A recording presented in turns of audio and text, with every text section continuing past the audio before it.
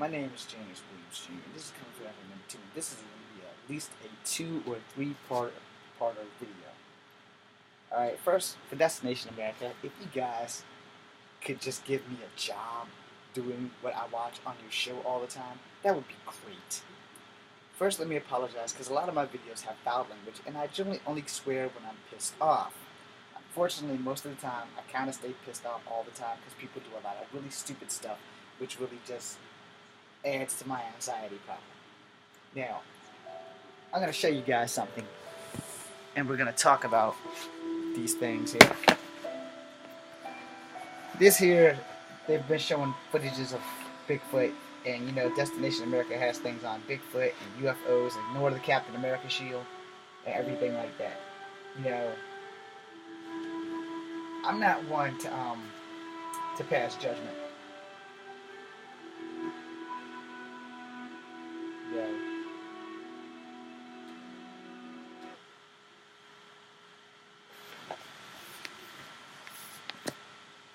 I'm not one to pass judgment at all. I've also wrote a graphic novel that I'm still looking for a publisher to help me produce. It's called Love 13. Love 13 has something to do with Yetis and Native American mythological creatures. Being that I'm part Cherokee, I know some of the Native American lores. Most of them don't come from Cherokee lore. I will admit that some of them come from Sioux and crap. Is it Comanche? No. Let's just say it's Sioux in the flatlands, and Coyote really belongs to everyone because he got around.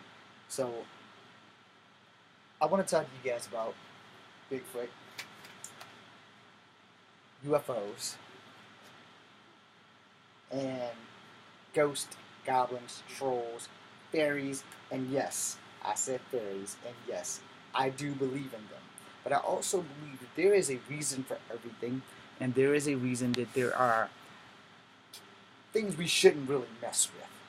You know, we really should leave the supernatural alone. You know, I have ghost stories. I haven't really told anybody because I don't want to get locked up. I don't want people thinking that I'm insane. I have enough problems. I don't need guys busting in here with white coats and handcuffs and a straitjacket to prove that I'm full of crap.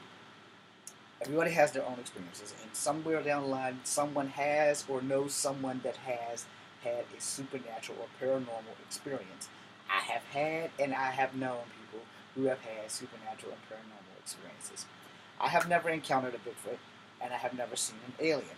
That does not mean that other people have not done that. But I have experienced the witch rider, as people chalk it up to blood paralysis.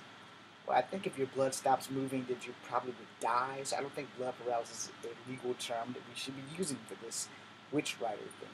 Well, I will go into the witch rider maybe after I go walk the dog or whatever.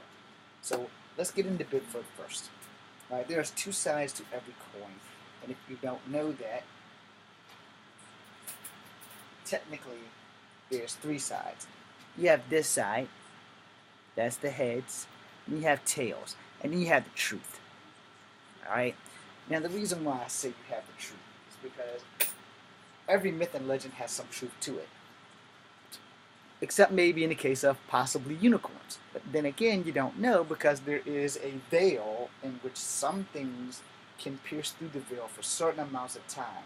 Where my uncle once asked me a question, and I only could answer it with, I don't know. So here was the question. What if everything that you read in a book or in a comic or anywhere, every TV show that actors play on, is really happening to other people in another dimension, another timeline, in another story, in a world where all these things exist, and it's taking its time to get to us, and it's coming to us in different forms, and we're just watching it because there's so many possibilities and realms out there that every now and again something can pierce the reality veil. I have never seen a unicorn. I would love to see one. I would love to see an alicorn. I would love to see a winged unicorn, which is what an alicorn is. I would love to meet Odin, or the real god of thunder. I would love to meet Zeus and Hercules and ask all of them what the hell was their problem. You know, Because if you read Greek mythology, you know that Zeus was big on incest, and there was something seriously wrong with that fella. Lord, I hope I don't get struck by lightning now. I would like to go back in time and ask Jesus why he sacrificed himself for all of us when most of us aren't even worth the blood drops that he spilt for us.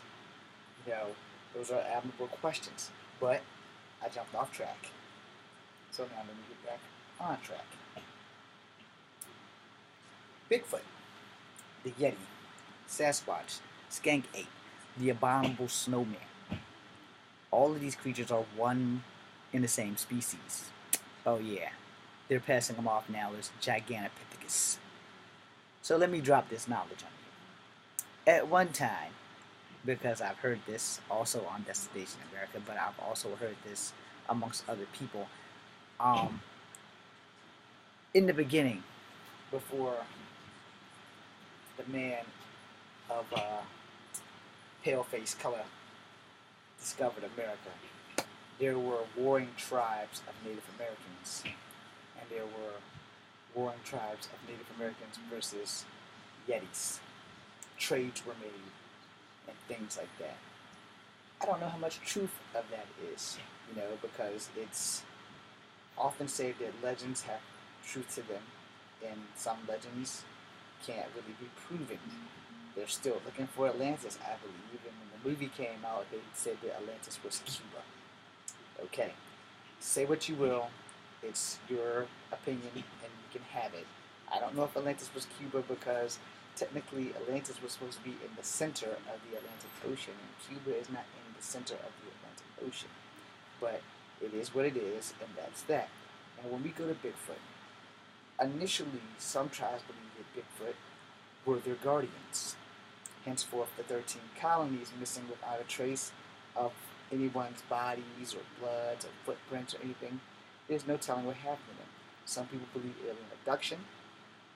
Some people believe Bigfoot attacked them and wiped them out for taking the land from the natives that were originally there.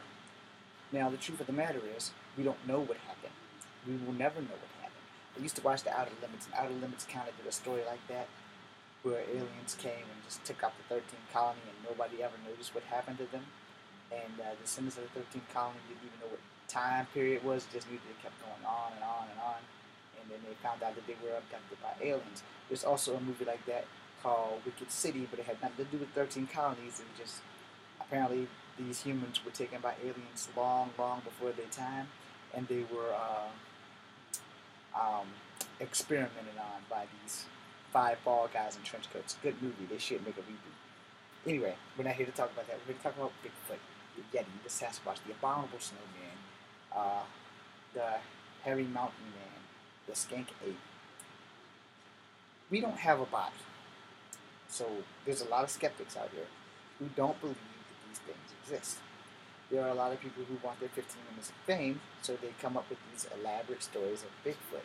But, it's kind of hard to convince a child to keep the story straight. And most children don't lie until they don't want to get in trouble. So children generally only lie if they're going to get in trouble when they want to save themselves an ass whooping, so they'll tell a lie so that they wouldn't get one. But most of the time, all the stories have been the same. If you watch anywhere on YouTube, you can find blurry pictures of Bigfoot or him traveling across the country and people catching him on camera and everything. I'm not going to dispute it. I'm not a camera expert. I make independent films. I know how to work in front of the camera, make it look good, but as far as me being able to manipulate the camera and slow things down and speed things up and change specific details, they have special guys who can edit things for that. I am not that guy. But I will say this. As a person who has experience in front of the camera and behind the camera, it can be done. I'm not going to say it can't be done, but those suits get pretty hot. You could probably CGI it if you get a guy in a green suit, and have him walk through the woods, and then have him walk like a gorilla through the woods, and then poster digital hair all over him, and that could work. The thing is, that gets expensive. So, it's going to be kind of hard to doctor a film. Plus, most people try to catch Bigfoot on their cell phone, which I don't know if you can doctor or not. And if you can, you're a bad motherfucker. I know that I can't doctor a cell phone, but I'm not going to say it's impossible. Nothing is impossible. I've learned that a long time ago that all things are possible, or as they say in the Mass Effect series, many things are impossible until they're actually done. So let's just go with all things are possible if you're willing to sacrifice yourself to make it possible. Alright? So, we're on Bigfoot. Again, depending on northern, southern, eastern, or western tribal lore, sometimes Bigfoot is a hero, sometimes he is not. Which means he's a guardian that was to protect. You know, Bigfoot was kind of like the Thunderbird. The Thunderbird is definitely Sioux Indian lore, and the Thunderbird, unlike Coyote the Trickster, who would go around causing trouble, the Thunderbird was a spirit of vengeance, for those who don't know. And when I say that, I'm not trying to be a racist or an asshat. I'm just saying that when a lot of tribal people were taken off their land and killed or raped or things like that, there's more than one spirit of vengeance in the Native American lore. Bigfoot could be a spirit of vengeance as well. The Deer Woman is definitely a spirit of vengeance, and the Thunderbird is offhand the most dangerous spirit of vengeance because death from above. The Thunderbird's lore, which has nothing to do with what I started with, but the Thunderbird's lore is that when the Paleface came and would rape and kill men and women, there was some of the Thunderbird to take away the most precious resource of the Paleface, which would be their children. No one ever knows if the Thunderbird engulfed their children or ate their children or whatever it did, but it was vengeance because they never ever seen the children again. Got that? Good. So, back on Bigfoot. If Bigfoot is a hero, he may only be a hero to certain tribes, because there were smaller tribes and there were big tribes, and if there were an equal amount of Bigfoot tribes, they probably sided with the weaker tribes to keep the bigger tribes in line. Now, there's no proof of this, but there is Native American lore. I guess it just depends on where you go, on what coast of America or South America did you find out these lores. And I advise you to look into these lores, because the one thing about lore is that lores, they change. They change every time, all the time. As a graphic novel writer that has not been produced, still looking for a producer, I will tell you, I took the lore that I know that said Bigfoot is a guardian, and I used that for my basis of my story. Same thing with Coyote the Trickster, who is the leader of them because he's the most popular one.